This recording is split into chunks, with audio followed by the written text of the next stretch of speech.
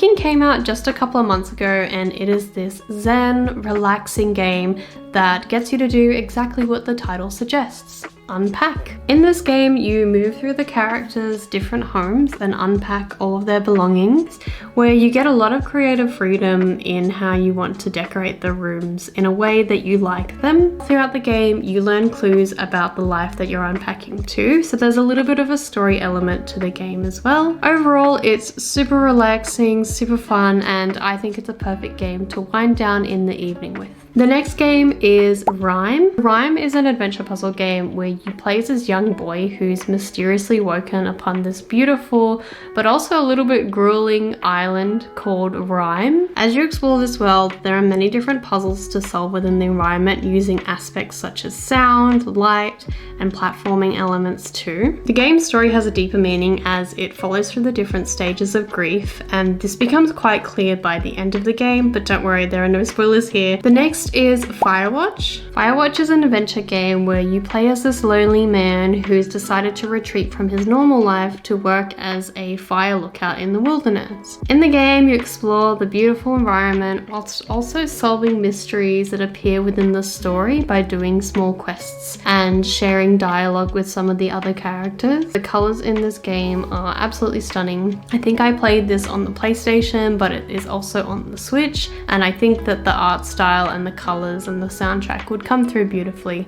on the Switch as well. The next is When the Past Was Around. When the Past Was Around is an adventure point and click, which explores many themes around love, letting go, as well as the joys and pains of everything in between. I found this game to be very touching, where you slowly learn more and unravel the story of Ida and the owl. Again, the art style is so beautiful, it reminds me of a painting, and the soundtrack is really beautiful too. I really liked this one as it was a point and click style game, which I find I don't see too many of those these days. It's quite quick to finish, but it's definitely an experience you won't forget. The next is Spirit of the North. It can't be one of my YouTube videos without me talking about a game with a fox in it. Spirit of the North is an adventure game where you are a fox exploring the landscapes of what seems to be Iceland. What I really liked about this game is that there was actually no story or dialogue per se. The point really is just to take in your surroundings and also solve some puzzles along the way to progress through the game. There is a collectible component too, but overall I think the developers really just wanted you to take in the beautiful landscapes around you and just take a moment to pause and be in the present moment. The next is Child of Light. This is a platformer where you play as a girl called Aurora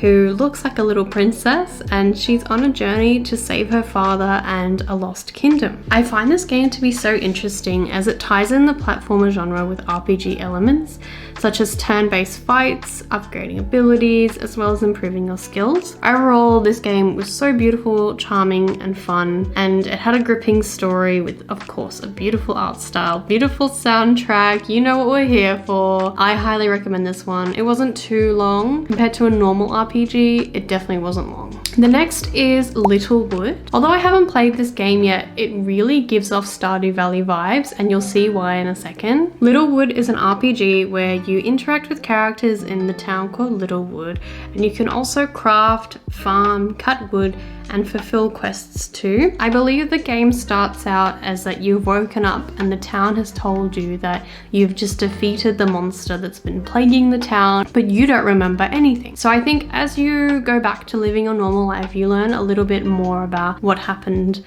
previous to what you've forgotten, which I think is quite cool. Overall, I think if you like Stardew Valley or even Animal Crossing, that this is a game that you might enjoy. The next is Coffee Talk. So this is a visual novel game, and if you aren't too familiar with what that is, it's basically a game that emphasizes text-based story over gameplay itself. So in Coffee Talk, you work in a coffee shop, and your job is basically to listen to all the different characters who come in and listen to their stories and their problems and chat with them, whilst also making them their coffee or another warm beverage, whatever they prefer. But there are so many different people and characters to meet and to speak to, and this game is also accompanied by relaxing jazz or lo-fi music. I think this game is perfect for an evening to wind down with a nice drink yourself. The next is two games, but I'm going to put them in one because they are of the same thing. They are from the same series.